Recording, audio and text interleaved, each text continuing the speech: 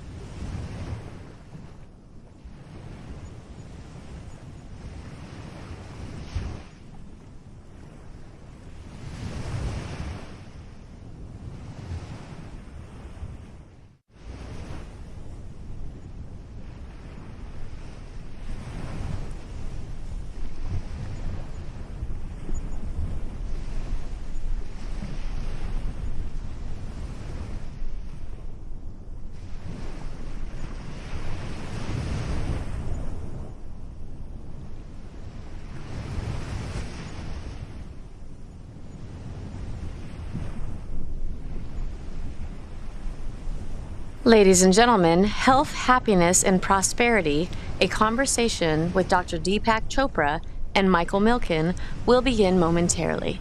Please take your seats.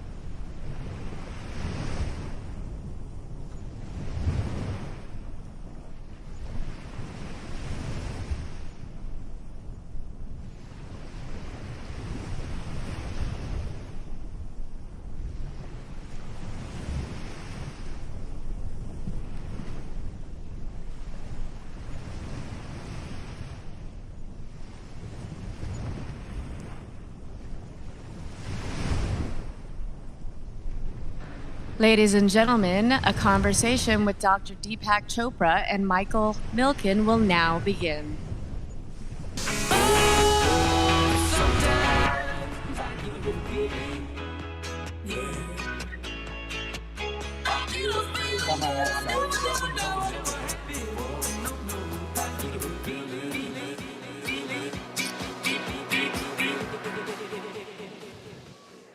So Deepak, it's good to see you.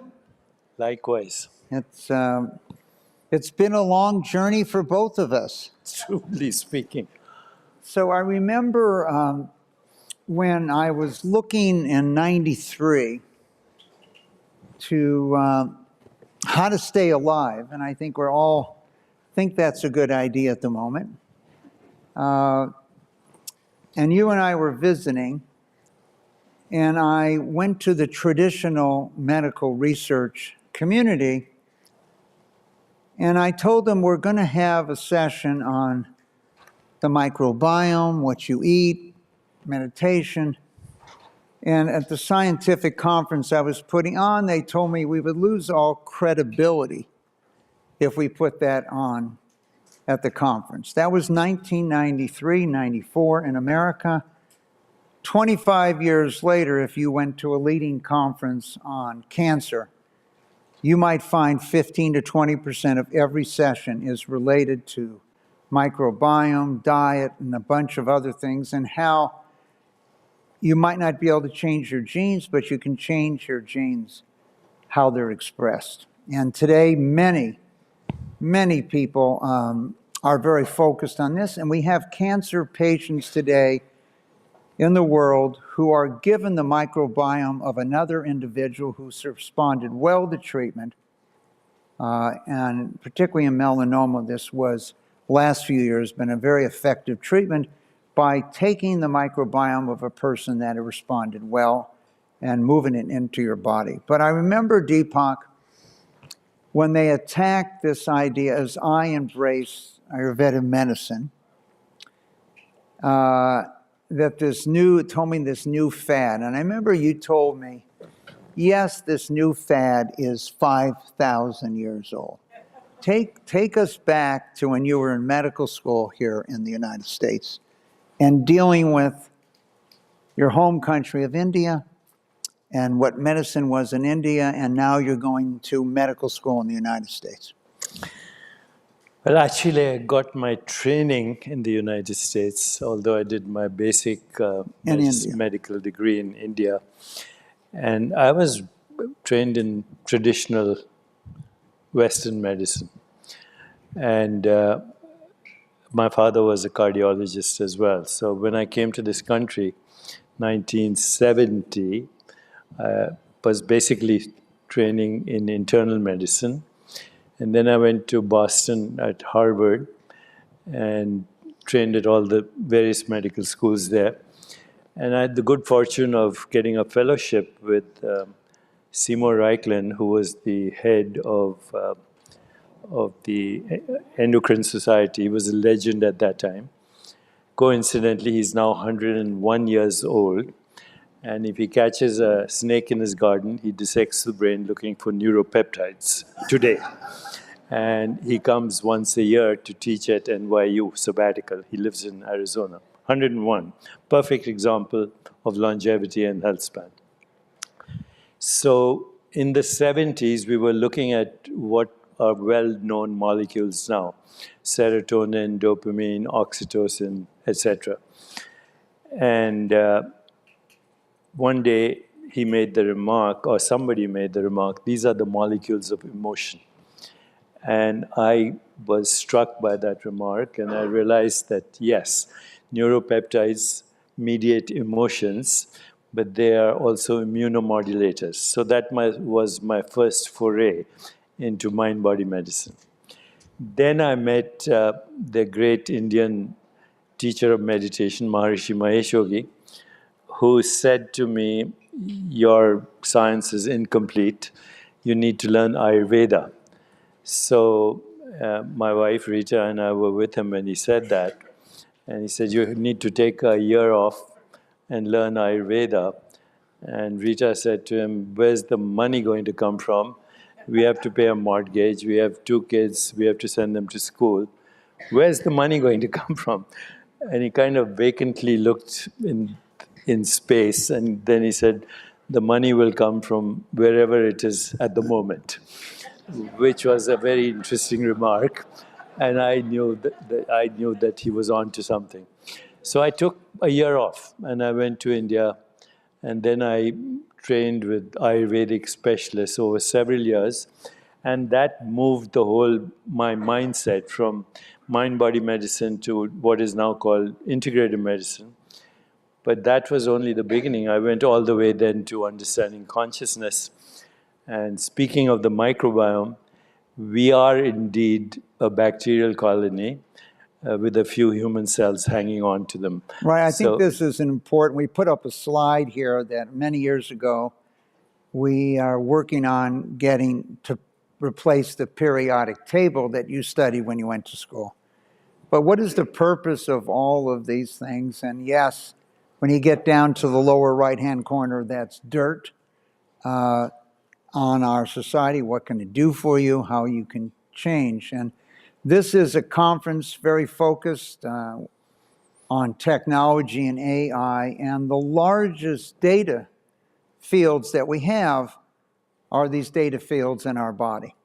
And so just as a benchmark for our discussion today, the first effort to sequence the human genome began in 1993 and kind of did its first numbers in 2003. It took 13 years. Finally, in 2006, they spent $3 billion. And today, a few hours and $150. And I'm envisioning soon you'll walk into a 7-Eleven, give them a chip, tell them to sequence your human genome while you're picking something up when you leave. And so this has dramatically changed how we have knowledge. I was the head of one of the commissions here that Governor Brown had in California, and we were calling it the Personalized Medicine Commission. In the 18 months from the beginning to the end, we changed our name twice. We went from personalized medicine to precision medicine, and then to precision health. And today, maybe the leading country in prevention and predictive medicine is the UAE. If you're in Abu Dhabi, they pretty much have loaded the DNA, et cetera, of all the citizens, and they have all the probabilities of what could happen to you in your lifetime. And so they're trying to move to a predictive, preventive medicine rather than this. But all this with technology, and as we looked at the cost of sequencing dropping dramatically, and yes, March has drilled into me Moore's curve, but the cost of sequencing the genome has fallen far faster today. And so many things have occurred. And so I'm going to go fast forward, Deepak, to 1993 now. You're in Western Massachusetts. This is the beginning of the sequencing of the genome. And I have brought, to try to figure out, I've brought my body to you. And I began my Ayurveda massages and training, and I brought Michael Jackson with me. At the time, with my wife Lori, I brought Bill Farley, who was running for president of the United States. And we went and had dinner. And you brought George Gilder. And we went and had dinner over at George Gilder's home. And what is this group talking about? Quantum physics. What does quantum physics have to do with us today? Well, it was a book by George Gilder that sparked my interest in quantum mechanics.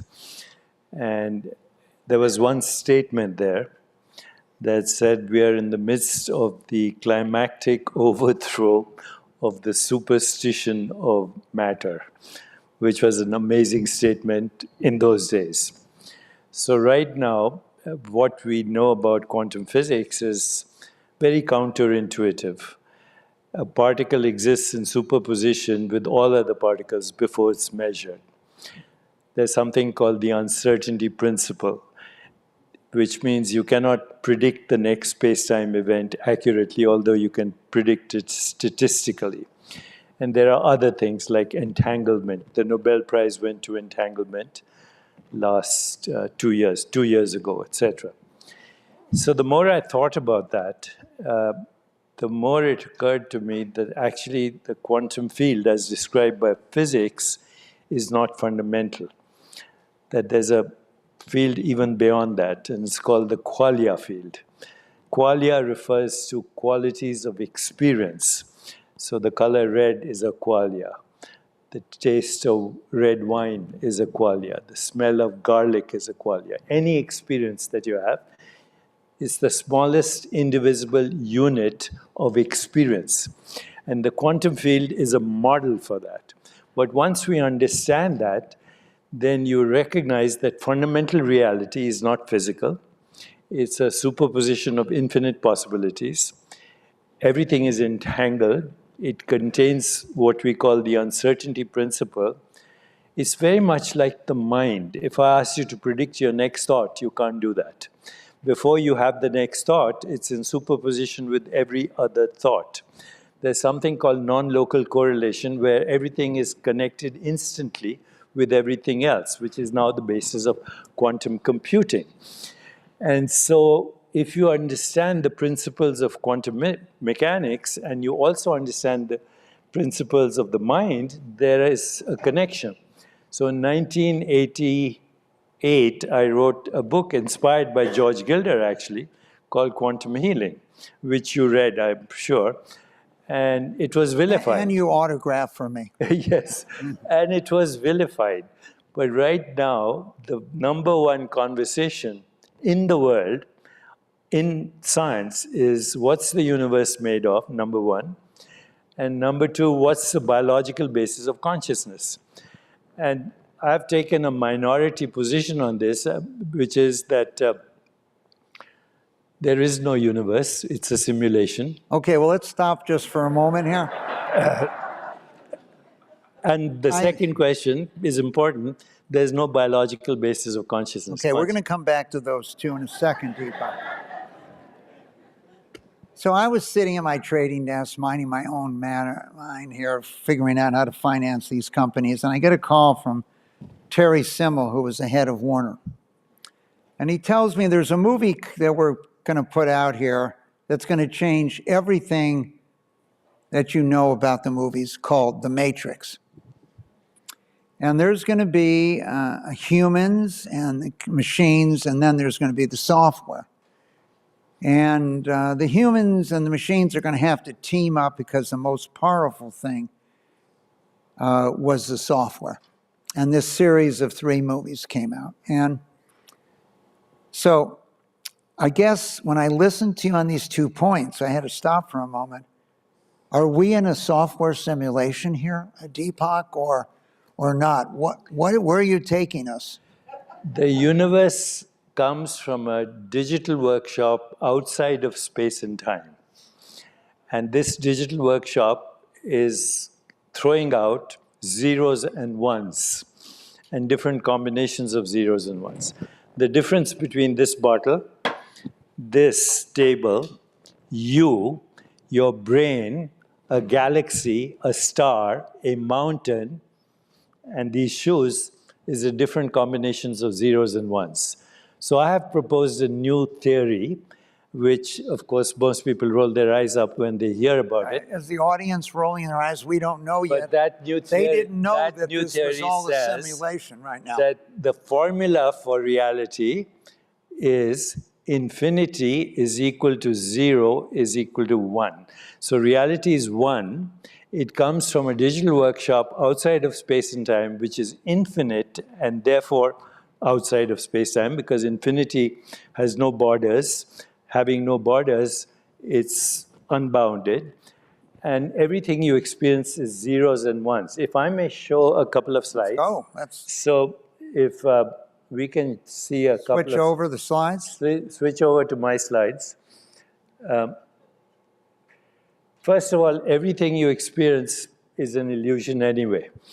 You're not experiencing what I'm showing on this slide. You experience the earth is flat. You experience the ground is stationary. You experience each other, we experience each other as solid when we know everything is proportionately as void as intergalactic space. And since this slide came on, we have already traveled 3,000 kilometers through space without even realizing it. So this is the conversation that's happening right now, and it's all about the matrix. What is reality? Is your body thinking? How big is infinity? What are the secrets of the mind? Is consciousness fundamental to the cosmos? But the most important slide there is how humans learned to speak. Because up until, say, 40,000 years ago, we were part of the human family with Neanderthals and Floresiensis and Homo erectus and Homo habilis. But then we created a language for narrative. We created a language for gossip. We created a language for stories. We created money. We created ideas such as latitude, longitude, not realizing these are human constructs based on fundamental experience of sensations. But that language now has become biological language, the language of mathematics, the language of physics, and the language of AI. So AI is now, we call it a large language model, which means it takes every possible language, and with AI you can correlate these languages, and you achieve a super intelligence that is not possible otherwise. I predict that in the next 20 years, we are going to see a different human species, not only a cultural revolution or leapfrogging in our cultural experience of the world, but actually a biological experience. We are going to shift our neural networks, our epigenetics, our genome to a level where the human species will be unrecognizable. You know, between the years 1886 and 1903, humans saw the emergence of 4 technologies that weren't there in 1885. The light bulb, the automobile, the airplane, and the telephone. So if you were stranded on a remote island in 1885, 20 years later, you emerged into a world that you would not recognize. So I think the longevity health span experiment is a very good experiment, because if you can hang in there for 20 years, you're going to see a world that even Homer never dreamed of, that the sages of the Upanishads never dreamed of, that even the scientific geniuses never dreamed of. So before we get to just talking about longevity, which I'm rooting for, Deepak, in 1900, average life expectancy on the planet was 31. That was your average life expectancy for planet. In the US, it was 50. So we have dramatically changed. I've been trying to explain to many Nobel Prize winners that the whole secret was understanding derivatives, high-yield bonds, and other capital structures. But if you want to look at a study, Nobel Prize winner Bob Fogel, University of Chicago, did this map of 11,000 years of human civilization. And for most of the time, this is pretty flat. And then a couple hundred years ago, it starts to take off and starts to change dramatically. And most of the points on his graph are breakthroughs in medical science, penicillin, other types of things that occurred, which extended life and not only improved the length of life, and today on the planet, it's low to mid-70s. And so in millions of years of evolution, we only extended life 11 years. Now in the last 120 years.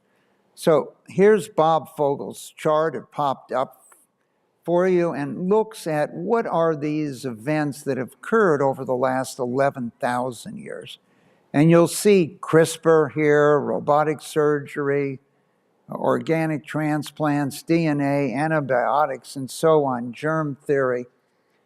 A lot of this relates to how we've got from point A to B. But at the very top there, Deepak, we now see artificial intelligence. And so, you know, I've had this feeling that I'm aging. You know, I don't know about you, but I have this feeling like I'm aging.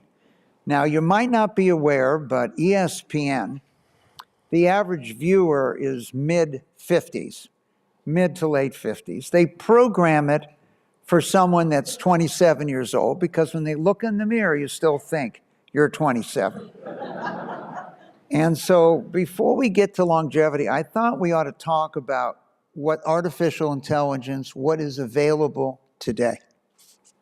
So I went over and visited here in Van Nuys, a company of one of many that uses AI, so it captures you speaking, and in 5 or 7 minutes of you speaking, it captures how you form words, what you say, and now you can be speaking in any language as you move your mouth accordingly.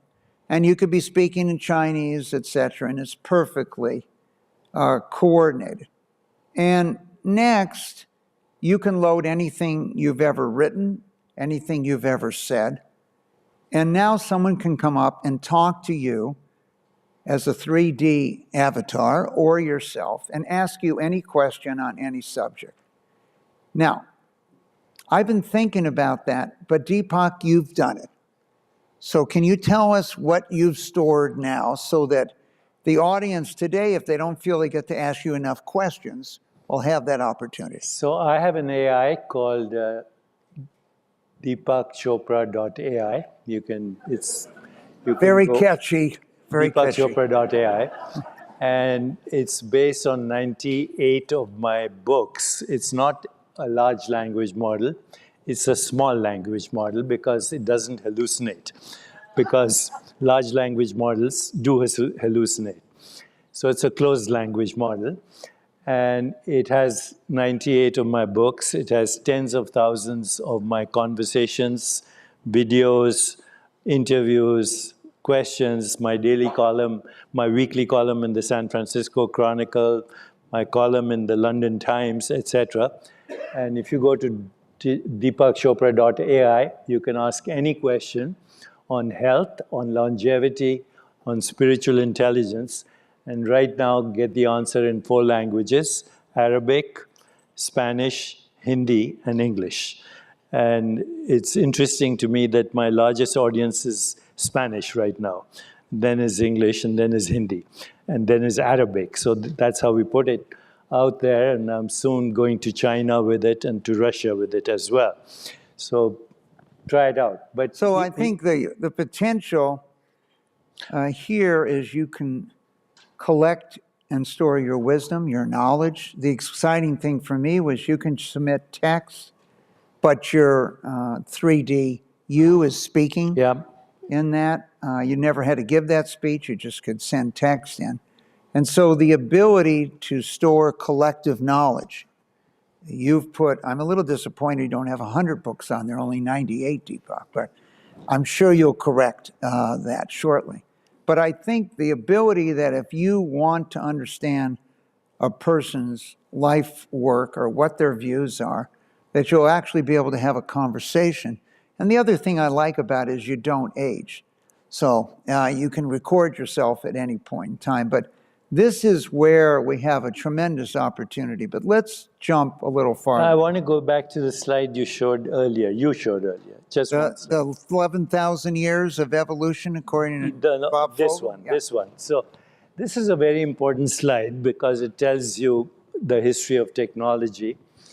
But there are certain things here which are very important. I think I just want to make sure they've looked at the axis. So one is time, and the other is the population of the planet. Yes. And so you can see how the population of the planet didn't really change much, really, for almost 11,000 years. Correct. So here on this slide, there are a couple of things missing, but that's... I told you they're missing high-yield bonds, ETFs, they're missing a lot of things. But if you look at the last 10 years, just the last 10 years, the big revolutions are artificial intelligence, precision medicine, CRISPR.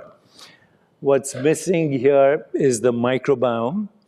What's also missing here is messenger RNA, and the idea that messenger RNA will give us vaccines in the future for cancer, for heart disease, even for longevity. So messenger RNA, artificial intelligence, CRISPR, microbiome, and the consciousness revolution is what's missing here. These are the things that have happened only in the last 10 years. In fact, during COVID, the major discovery, because everybody was in a rush to produce vaccines, was messenger RNA. And as you know, with messenger RNA technology, we'll be able to make trillions of proteins. Right now, the world thrives on 5 or 6 edible proteins. You know, either you eat chicken or fish or beef or pork or, you know, a couple of other things. Tofu, soy. But you'll be able to make trillions of proteins.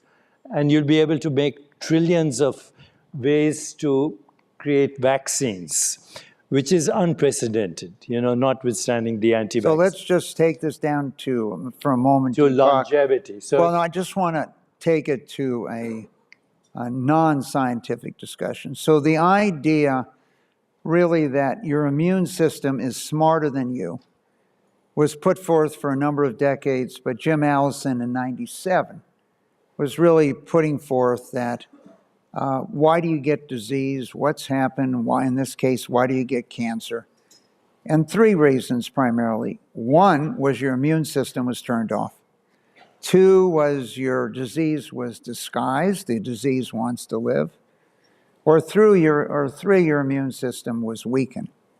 And his breakthrough work, which won him a Nobel Prize, was to turn off the switch that turned off your immune system, so your immune system went on. And what Deepak is addressing here is we're sending signals to your immune system to find the cure for your own disease. And today, Sir Andrew Whitty, who at the time was the head of AstraZeneca, today is the head of United Healthcare, had this view that if we had developed electricity before we developed fermentation, then your brain, electricity in every one of your cells, would send the message and create whatever you need to solve the problem. And so this issue of the fact that computers are 1 million times faster, that we can store this data, we now have information knowing about you, your disease, your microbiome, and what type of treatments might work for you are available today. But let's take us to the next level here. Yes, so I think when you say precision medicine, the future of well-being is what I call the 5 Ps. It's predictable, it's preventive, it's participatory, it's a process, and it's very precise. It's personalized. All right, so I think we've covered enough ground to let the audience know how we're going to extend their life now, right? Okay, so bring on my slides now. If you let's go back to Deepak, and we're now going to figure out.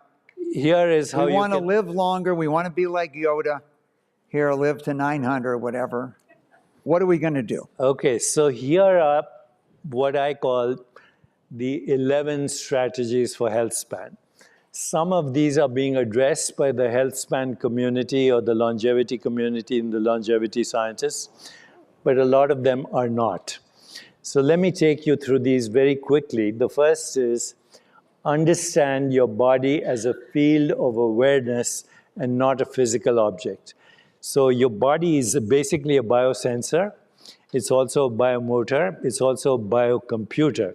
And all these things that we have, these are sensors that help us understand what's happening in your body and then intervene instantly. I'm talking about that. And that is through consciousness-based techniques. Second is shifting your identity to that which is timeless. Nobody's talking about this, you know, but in Ayurveda, the expression is time is the consumer and we are its food. We metabolize the experience of time into aging. Can you experience or shift your identity to that which is timeless? So actually, I want to do an experiment with the audience. Let's do one. Are you finding this conversation interesting? A little more enthusiasm. Okay. So let's go back to number 1. We're going to go to the number same 2. question before you answer. Don't answer the question till I raise my hand. Okay, so don't answer my question till I raise my hand. Are you finding this conversation interesting?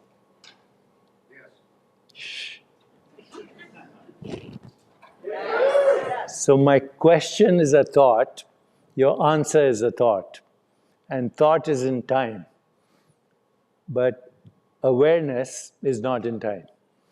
So let me ask you the question again. Don't answer it at all, just slip into that. Are you finding this conversation interesting? And the presence you feel is timeless. There's no time in consciousness.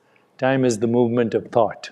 So the more you can go to the matrix from where the thought comes, the qualia comes, the more you shift your experience from time-bound awareness to timeless awareness. And that timeless awareness is simply presence. When you bring presence into every experience, you bring the timeless into the time-bound experience. Okay, now going on to other things which are very simple. Shift the meaning of aging in that reframe. Aging is the opportunity to have the wisdom of experience and the vitality of youth. Just that shift in mindset will make you do one thing every day that increases your physical and mental capacity. So do one thing every day that increases your physical and mental capacity. The rest are common sense, but also today's science. Sleep is the number one reason for rejuvenation, along with meditation. So the more you can, the people who are sleep deprived, and I know a lot of people show off about how little they sleep. Well, lack of sleep is the number one risk factor for sudden death from premature heart disease. The rest is phytochemicals, which you showed in your first slide. Those are the chemicals that you showed in your periodic table that bring all life to this planet, begins with photosynthesis. So if you have a diet that has maximum diversity of plant-based foods, which means all the colors of the rainbow, and in Ayurveda, all the tastes of life, sweet, sour, salt, bitter, pungent, astringent, then you're getting the chemicals in your diet that brought life to this planet. Of course, now the big talk is about adaptogens, signal molecules, things that David Sinclair and other people are talking about. They're useful. Vagal activation techniques. So the vagus nerve is the longest nerve in your body. It's the healing nerve. We have never paid attention to it. During COVID... I've been paying attention. You've been paying attention, but that's different. So, the vagus nerve is the longest nerve in the body, and it goes to every single organ in our body. Yoga, breathing techniques, Tai Chi, Qigong, all activate the vagus nerve. As does singing and smiling. So remember that. Every time you smile, sing, or chant, you stimulate the vagus nerve. Exercise, of course, elimination of toxins, cultivating flexibility, love, which has a very important effect on our limbic regulation, emotional regulation. So the key to that is attention, affection, appreciation, having a youthful mind, and something that is only now being talked about, biological rhythms. So we have circadian rhythms, we have seasonal rhythms, we have gravitational rhythms, and we have lunar rhythms. Our body is part of the universe. That's why we call it the universe. It's one symphony, and your body's biological rhythms are part of that symphony. And it's dancing to that symphony, even though you can't consciously hear the tune. So of all these techniques, I would say the first one is the major revolution, because with biosensors now and biotechnology, you can instantly know what's happening in your body, and you can intervene instantly. So Deepak, out of these 11, how many do you practice? All 11. All 11? Absolutely. Okay. I've never been able to do number 6, this breathing that you tried to teach me here to do. Breathing with moderate exercise. So you breathe through. Rule number 1 is always breathe through your nose. Okay, mouth breathers have huge issues with dental problems, but also with inflammation. When We you, were thinking of taping everyone's mouth shut. They came that's to this it. That's a key. presentation just to make But sure when we you could do breathe that. through your nose, you add 20% extra oxygen. The air goes through your sinuses. It gets humidified. Also, it gets all the bacteria are removed through the natural antibodies that are there in your body, and nitrous oxide is released. So always breathe through the nose, and if you're exercising, practice ujjayi breathing. It's like making this sound, but through the nose. And if you do that, and I've worked with marathon runners on that, at the end of the marathon, their heart rate is the same as at the beginning of the marathon. So that also is a vagal activation technique. All right, so let's figure out where we are today. A lot's changed in the last 30 plus years. We have technology that's available to us. So I know what your mutation is. I don't have to treat you for some general disease, but I know what you have. I know your DNA. I can sequence your microbiome. And I can probably now go and test a company like Tempus and others. What has worked for people with this? And I'm assuming if someone came from outer space with a tricorder, that they view us as a biological being, and they're running all these tests, et cetera, from that standpoint. One of the reasons why when Jamie and Sumant said, should we do this, is this session really is the number one driver of the world's economy. More than 50% of all the economic growth in the last 200 years, and you could see that when that population slide, has come from public health and medical research. These advances that have extended life and increased the quality and length of life. So we've hit them with a lot of discussions, going back to our quantum physics dinner. Michael, I don't remember, was that interested in quantum physics at that dinner that night, but you and I and George Gilder were, and others. How does this move in a commercial world today? So we talk about how AI is going to change every industry, every business, how we look at things, powered by computers. How can it help us extend the length and quality of our life? So you need to understand one thing very clearly, and that is less than 5% of disease-related gene mutations are fully penetrant. I'll repeat that. Less than 5% of disease-related gene mutations are fully penetrant, which means they guarantee the disease.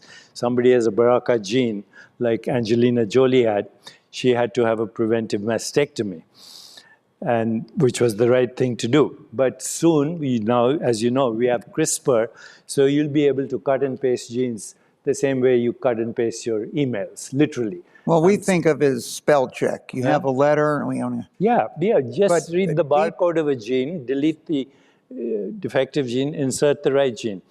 But remember, that applies to only 5% of disease. The rest, 95%, is epigenetic, which means lifestyle, which means the things I showed, those 11 things I showed, that's epigenetic. You cannot change your human genes, but you can change your microbial genes, all of them, through diet, basically, but also through lifestyle. So given that, 95% epigenetic, 5% genetic, the future of health span is disease is optional. And I'm serious about that. Disease will become optional in the future. If you want to, where does technology fit into this? If you take everything we know about a person, which can be easily mapped, in fact, digital technology will also be able to decipher your genome, which is happening even as we speak. So you'll know your genome, you'll know your epigenetic profile, and so with these things added on to AI, you'll be able to personalize your well-being at the drop of a hat. So let's talk about a subject that you brought up and I didn't pursue, and that is a new human species.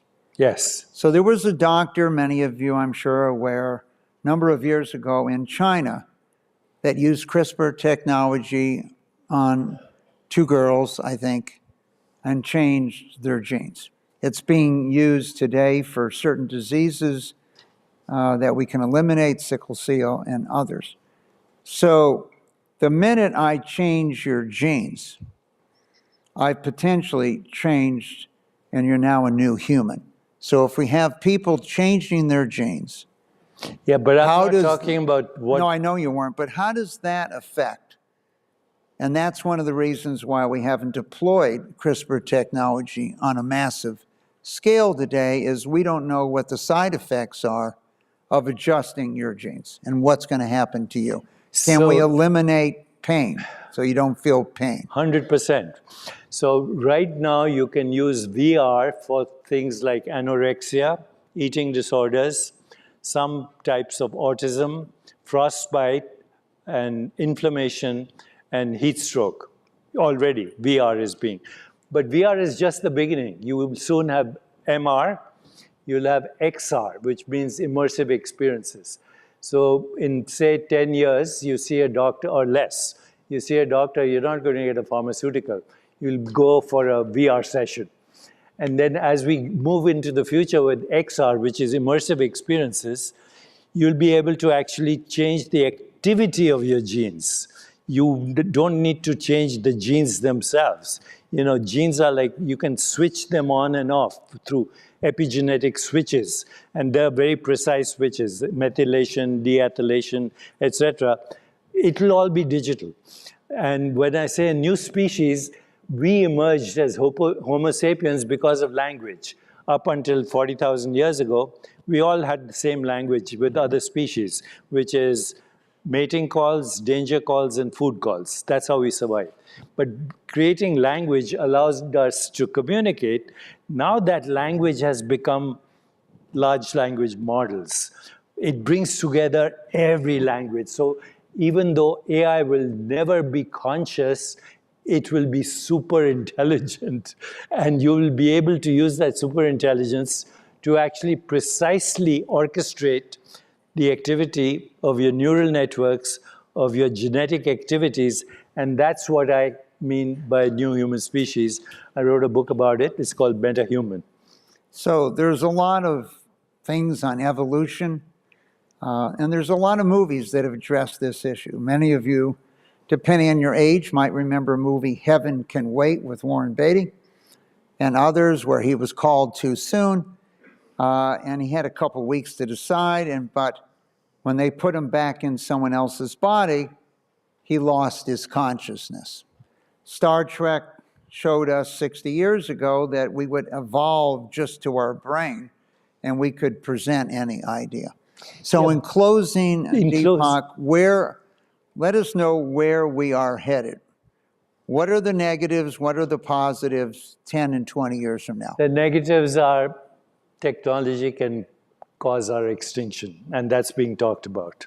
Unless we address climate change, unless we address social and economic injustice, unless we address chronic disease, unless we address violence and terrorism and war, we're doomed. On the other hand, technology can help us create a more peaceful, just, sustainable, healthier, and joyful world and make disease optional. That is the future. We are at a crossroads, and the choice is ours. So many years ago, John Chambers, who's been here a number of times and a good friend of Jamie's, told us that education would make email look like a rounding error. And in today's discussion, we're trying to put forth that technology and AI might make all the things besides healthcare and medical research look like a rounding error. Thank you for joining us. It's what makes us human. We are technologists. Since ever, we had the opposable thumb, and we have been using tools since Stone Age.